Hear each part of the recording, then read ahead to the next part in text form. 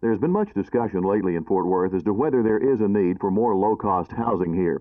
On Monday, a city council committee was appointed to determine whether there is a need for low-cost housing, and today a rather good announcement came from Mayor Sharkey Stovall. Mayor, what has happened? We have recognized the need for low-cost housing for several months. This morning, the Equitable Life Assurance Society of the United States made a $3.8 million loan commitment for moderate income housing in the Morningside section of Fort Worth. This action will provide middle income housing for citizens now living in the city's less desirable neighborhoods.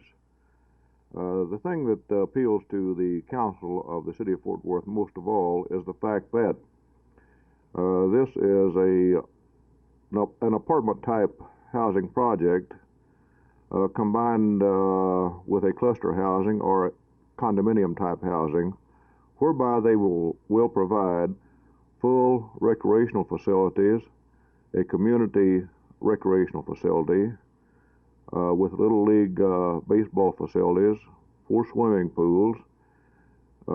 This will relieve our Park and Recreation Department of a lot of responsibility to provide playground areas and park space.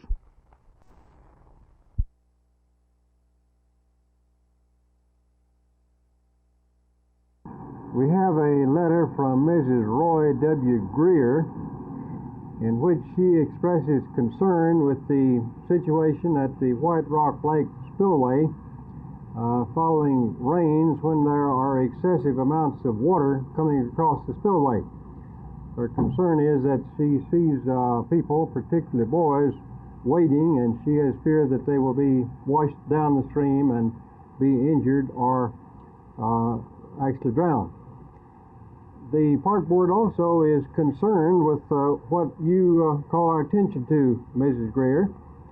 Fortunately, the revised code of the City of Dallas gives the park board authority to adopt rules for the regulations of the parks, and in this case the park board has adopted a specific rule regarding the spillway.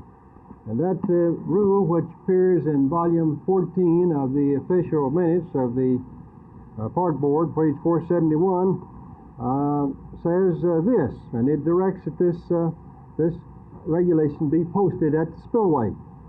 It's wading or walking on the concrete spillway is forbidden. So the regulation does forbid wading at that location.